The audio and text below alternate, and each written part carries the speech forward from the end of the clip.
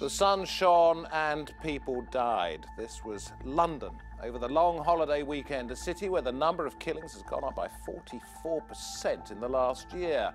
Are austerity cuts causing the rise in crime? Who is responsible for the recent spate of violence? You're watching Roundtable with me, David Foster.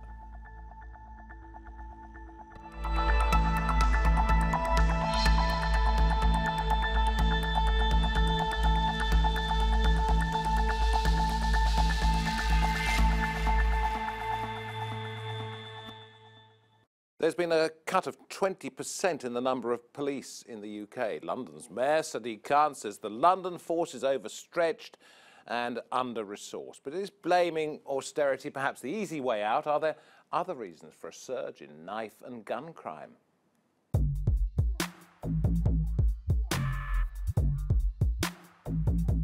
Britain's capital is seeing a massive rise in violent crime. Gun and knife crime is at an all-time high.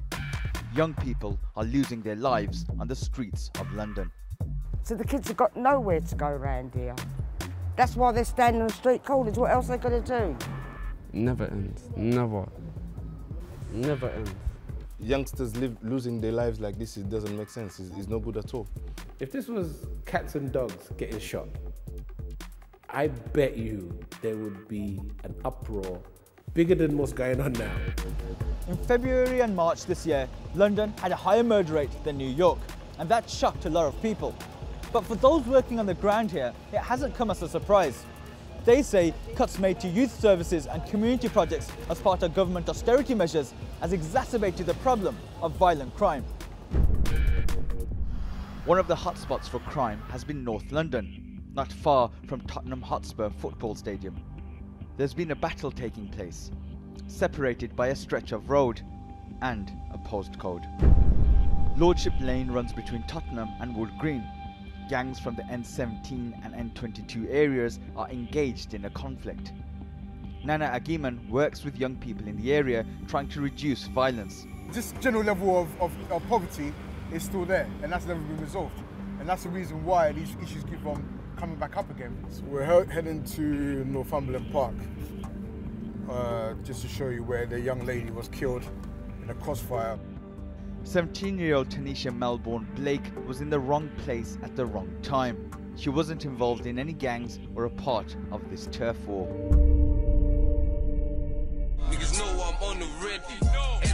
Young groups of men from the different areas in North London post well-produced videos on YouTube.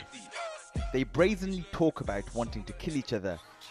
Lamps, as he was known, was shot and killed when he left a cinema in Wood Green. His real name was Kelvin Odunoyi, and he was just 19 years old. His friends are still angry and want revenge. One of them spoke to us but wanted his identity hidden. They took our brother away, so it's serious now. So you're saying that if anyone comes to your area from a different area, right, because of what happened to your friend, so they're automatically a target? Anyone. Anyone's a target. Anyone that try to cut through our bits, like our ends. Your area? Our area can get it, because you get me, they took away our brother, like. Get what? What do you mean get it? Get what? Bro, you can get chefed up, like. Get chefed up, my brother. What do you mean chefed up? Anything. Ain't killed. I'm trying to killed. From March 2017 to 2018, murders in London went up by 44%. Stabbings went up by 5.7%. And there was over 30,000 violent muggings. That's equivalent to 83 a day. Is austerity really a factor in the increase of violent crime? When we think about what leads to violent crime, particularly crime among young people, is the reduction in the kind of preventative measures to getting young people off the streets and away from violent crime. We can see that there's certainly, I think the predictable consequence is likely to be an increase in these types of crimes when we see this kind of erosion of public services. Some have called for more policing, others for harsher sentencing for violent offenders. But what we've heard from people working on the streets of London is there needs to be greater investment in preventing young people picking up knives and guns. Very pleased to say that at the round table today we have Ben Harris-Quinney, Chairman and Research Fellow at the Bow Group, the Conservative Bow Group. Justin Finlayson, London bus driver, whose project United Borders aims to break down some of the postcode rivalries we heard about in that reported piece. We have Rakin Fetuga, director of Save Our Boys, a mentorship program for young offenders that also educates parents about life on the streets, and Babu, former chief superintendent for the Metropolitan Police. Thank you very much for coming in. Going back to something that the US president said just before the weekend, that London, he'd been told, resembled, or certainly some of the hospitals resembled, a war zone. He was ridiculed for it, but to some extent, I mean, it has become like a battleground, hasn't it? It has, in a way, not 100%, because, you know, we haven't got hundreds and hundreds of people being killed, but the numbers of people being killed is so high at the moment. I mean, I think it's now we're at 60 deaths. I think we've reached 60 deaths in London, and this has never been so high. So it is really terrible. I think social media has got a massive thing to do with this as well, because now everything, when something happens, it's on social media, okay, it gets hyped up. The gangs actually are using social media as well. Okay, so but why has it got so bad? We're not going to end social media. Why do you think it's got to the level it has got? Because the question we're asking is, have the cuts, the inevitable cuts of the last 10 years, some would argue, been to blame for this? Well, you're a policeman. What do you think? Well, I think you can't. It's very, very interesting, because what you hear politicians saying, nothing to do with cuts. And then as soon as you have this crisis in the number of deaths, I think it's about 64 at the moment, then you basically have additional police resources. So, for example, in Harrow, where I was a borough commander, after the two young men... Harrow, for those that don't know, that's North London. North London, and it was where a 13-year-old and a 15-year-old were shot by a drive-by shooting. Now, when I was borough commander there, we had, in each of the wards, political wards, you would have 6 people that were there permanently. Now, you're down to 2. Confidence at that time, when I was borough commander, was 82. The confidence that the public had in the police was 82%. Now it's 54%. So I think all of these are linked with austerity. And what's the first thing the government does when we have these kind of crises? It says we can have more police on the streets. So the bank holiday, we actually had more police resources, more feet on the beat, because of what had happened. So I think there's a clear link between austerity. And I think the final point I'd make is around what Theresa May, when she was Home Secretary, said. She said at the Police Federation conference, when the Police Federation says we're very, very concerned about crime going up when you keep on cutting police numbers, Theresa May, in a very, very famous clip, says, "You're crying wolf." Well, actually, the chickens have come home to roost now. But the interesting thing here is that, OK, more police might prevent some crimes from being committed, but it doesn't necessarily change social attitudes. It doesn't make people think differently, does it? I'd have to add to that. I mean, with you in a second, Ben, yeah? Sorry, I'm from Harrow as well. Yeah. And recently, my son, obviously, was stabbed in Rayners Lane, which ain't too far from Harrow. And people say, is it just the cuts alone? I think it is the cuts, but we also have a class issue. The people in London who are affected by, the class issue are going to be predominantly people from ethnic backdrops. So when there are cuts, we're the first to display what those cuts actually lead to. In terms of the violence, what have you not, myself, who's, I'd say, middle class, had a partner that worked in banking and all the rest of it. So these kind of issues, the hotbed issues, we shouldn't be around it. We moved away from it. We're in Harrow, right? But it just should explain that it is a relatively affluent part of North. Yeah, it's all right. The issues that affect other boroughs doesn't really quite happen there. But again, our son is young. Well, tell us what happened here. We went to go and see a friend in another area. How old? Same age, so he's 20 years of age. Yeah. That area had beef, or they were involved in an activity with another area. They had war with another area. 2 people from the other area had been killed, and they wanted to level the scoring. So they come down to this area, Rayners Lane, to find anyone. Unfortunately, my son was there. He was nothing to do with this? Nothing to do with nothing, But it's just, we are now realising that the violence has reached a level. What happened then? Sorry. So yeah, they set about him, 10 people, stabbed him 10 times. He was fortunate to survive that because the neighbour that came out of the house recognised him, her uncle knew life-saving techniques. Identified a severed artery, tied it up. Air ambulance lifts him to hospital. I'm not the statistic of that parent. And he's okay now? He's good. But he's presumably terrified of being on certain streets in London? It will always, you know, he's forgone the physical side of things, but now it's the counselling to deal with the psychological impact of people attacking you. To his credit, he's been back out and about. You know, he's actually dealt with things fairly well. But the point I'm trying to make about Donald Trump and his comments, as incendiary as he can be at times, I think that comment is fair. Our younger people, if you talk to them, they are in a war zone, and they are having to make decisions as to whether to arm or not arm, because the reports coming back to them as my friend's been stabbed, they've been physically attacked, or they know someone that's been killed. That qualifies for post-traumatic conversation, post-traumatic stress disorder conversations. The funding ain't there for that.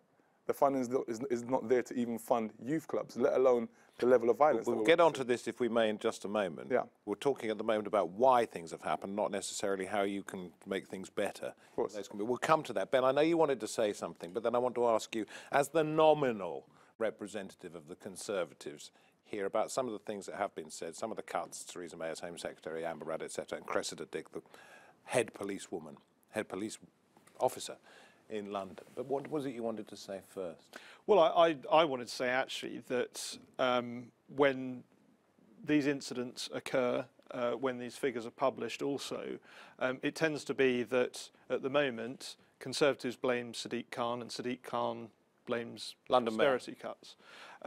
Statistically, we've seen a 40% rise in gun crime over the last year, 25% rise in knife crime, and these figures have started to spike around 2015. Now, austerity has really been in place since 2008, certainly 2010. You know, the 2008 economic crisis led to the necessity to make government cutbacks. So I really see this as a social cohesion problem, because when Donald Trump talks about a war zone, he's not only talking about the body count, he's also talking about an attitude of mind. Just as being discussed, you know, one area of London at war with another area of London, as the people involved see it. And of course, people that aren't in that community find that very odd. You know, London is not a city. It's not just London, but in Liverpool we've had stabbings over the weekend. Manchester. But I think all of these things go to a social cohesion problem. You can look at a country like Germany, that hasn't adopted the same austerity measures as the United Kingdom and has seen a similar rise in crime. Yeah, but if you cut crisis. £600 million from the budget of the Metropolitan Police, that's the London police force, and the head of this police force, Cressida Dick, says, you know, to expect us to do our own job now is incredible, and you still want us to cut another £400 million. Well, it must have some bearing. I would say that cuts have, you know, the austerity cuts in general, not just relating to policing, which I think is an important point, will have had some impact, as Sadiq Khan's relaxing of certain policies like stop and search will have had an impact. But I don't think you can blame, you know, each thing for the whole picture, which is really a problem of social cohesion. It's London communities. We'll come to you in a minute, because I think you want to jump in on what something Ben said. But yeah, but no, I was going to say, because definitely austerity has got something to do with it, a massive problem. Because, for example, even in schools, I work in schools as well, we've seen lots of cuts. So we're seeing classes are much bigger now, 35 students, one teacher trying to teach 35. We're seeing higher numbers of exclusion. And when you get to exclusion, this is where the gangs are outside. And that is one issue. Then we have, as was said earlier, youth clubs. Youth clubs are being closed down.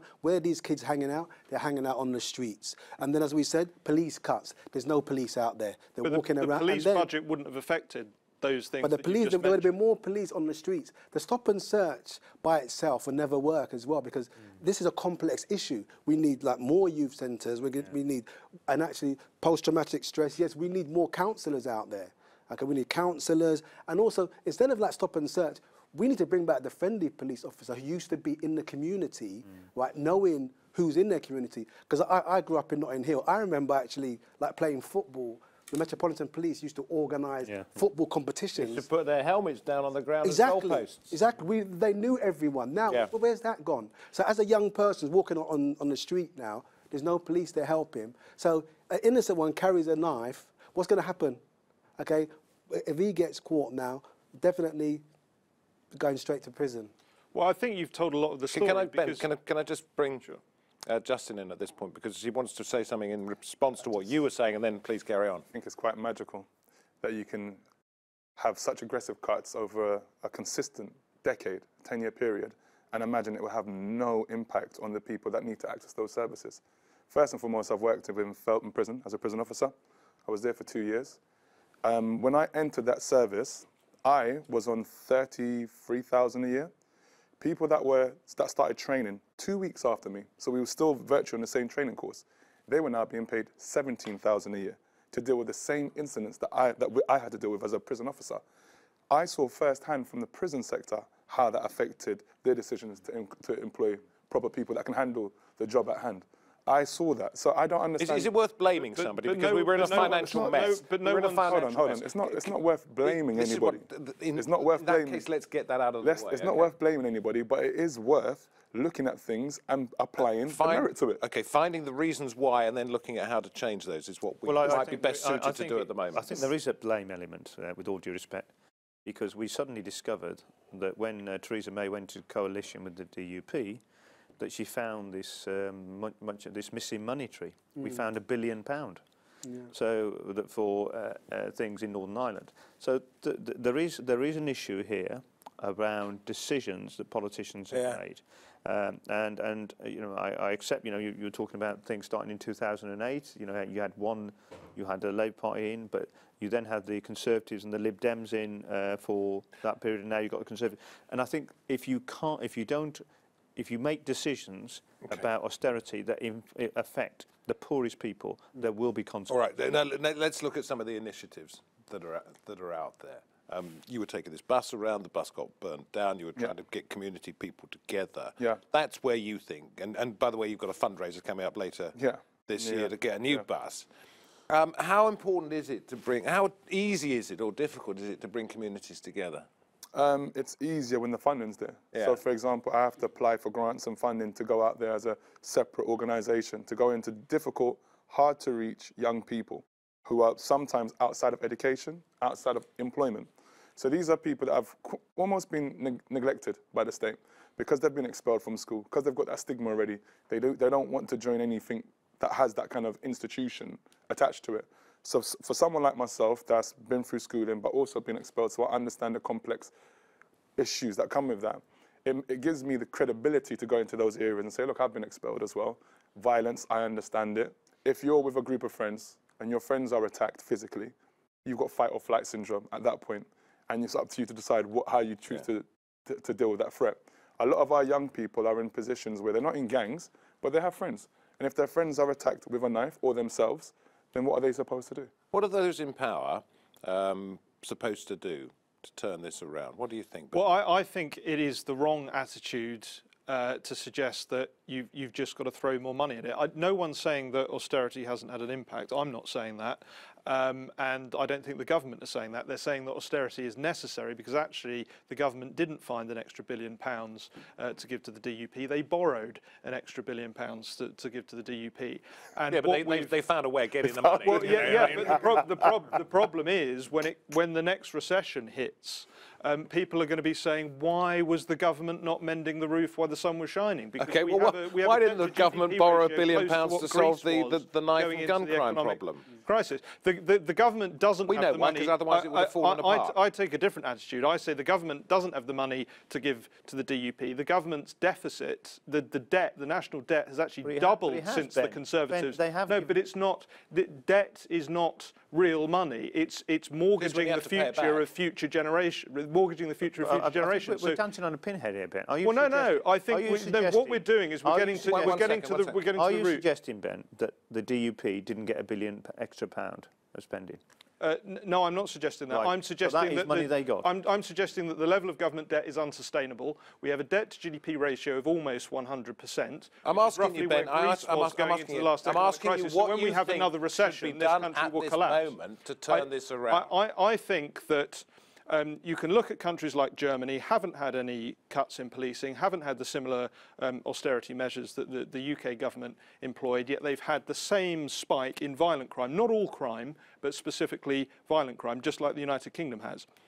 And I think what you've seen in the similar period of time is the migrant crisis, mass migration into the United Kingdom, and this has been going on for 20 years, so governments of all colours have not done enough. That's a red herring. I think this is a social cohesion. Let him finish for just a second, then you've all got this is a social cohesion problem, and I would agree actually with some of the things that have been said in terms of if you are going to put vastly disparate communities of people together in a very small space. London is the most densely populated place on the planet. If you don't then invest in community schemes, if you don't then build a structure so the community of London as a whole can take that strain and knit as a community, because we have a lot of what I describe as bottom-up apartheid in London, communities self-dividing, then you're going to have these sorts of problems. Okay, and no amount of money on policing is going to solve that. Can I just say, okay, please like now, react to what Ben said. What Ben said, okay, we don't throw money. Throw money won't solve this problem, okay? The money has to be used strategically. One, we do need more police on the street. That's one. Okay, secondly, schools need more money. We need more mentors. And we need more counsellors, because we've got a lot of people, a lot of young boys, okay, who haven't killed anyone, have seen their friends being killed, who are walking around, okay, and they need support. No one's giving them support, okay? That's where money needs to get spent. Also, we need money spent with parents. Some parents, okay, one-parent family, father's not around, they're bringing up children, okay, who is going to mentor those children and also mentor the mother? Because sometimes the mother's had a bad time in school and is trying to bring up kids, okay, and not giving them the right knowledge to love school. Okay, those children... I won't ask where you're going to get this money from, because that's an entirely different discussion. I'd like to know, would this situation be allowed to happen in Eton? Would it be allowed to happen in Cambridge? Would it be allowed to happen in Oxford? I think you'd find the money, the resources will be found just as the money was found for the DUP. Sorry, one second. Yeah, Ben, yeah. Also, what I'd like to explore is this unique thing that you've made between migrants that have moved in and a spike in violence. I mean, when we look at Britain's foreign policy, it's been quite violent to the rest of the world. I don't think that was because Again, migrants... another programme, that's another Another programme. Right, okay, cool. Yeah. Well, let's look at Scotland. There isn't a migrant issue at Scotland. Scotland was one of the most violent places in the world. One of the most violent places in Western Europe for a long time. And they've successfully turned around their scenario to have zero knife crime. So there are... Okay, how have they done that? Multiple agencies working together. So instead of this kind of separate different agencies, no one knows what anyone's doing, the first thing they did was bring all those agencies together. Public health approach. Yeah. But Scotland has also had almost no immigration compared to England and London over the last 50 years. I don't think there's anyone that's serious. So but that's the point. On the other hand, Ben, you know, when I was a young reporter, I was covering the Bristol riots, the Brixton riots, the Broadwater Farm riots, and those were more than 30 years ago. So, I mean, that was... Yeah, look, there's always been crime, but what we're saying now is crime is on the up compared to the past. Talk to us about this. You're a policeman, or were a policeman. Talk to us about why it was successful in Scotland, why that sort of thing works. Well, in some ways, Scotland, you have to remember Scotland is almost an entirely white. There's a very, very small minority population. They don't have the kind of complexity in public structures that we have in the rest of the country. And I think it was easier. So, for example, you have one police service in Scotland. You used to have 8, it's now 1. You have a much stronger link with local authorities and the police. And actually, there isn't a legacy issue with the police trust and the community. You know, you talked about Broadwater Farm. I was a home beat on the Broadwater Farm. I could count on one hand when I went out as a young PC. When I went to my station, I can count on one hand the number of officers who didn't use the N word. I mean, I won't use the word, but didn't use the N word and the P word. That was the level, and it's not just me saying it. If you look at the Stephen Lawrence inquiry, where the recommendations haven't been implemented, so the legacy issue is really important.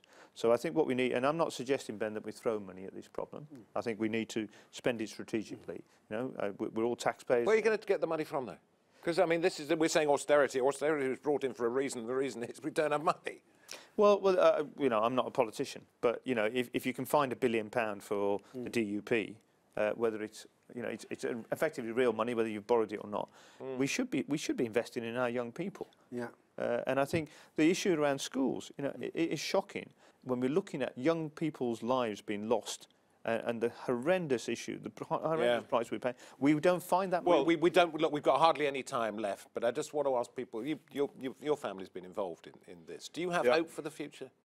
Of course I do. Good. That's the reason why I do the work that I do. But it's as been pointing out, we need to work together and work in partnership and unison. Listen, thank you all very much indeed. One suggestion was that if you're posh, Eton, Oxford, Cambridge, if you're posh you get protection, if you're poor you get pummeled.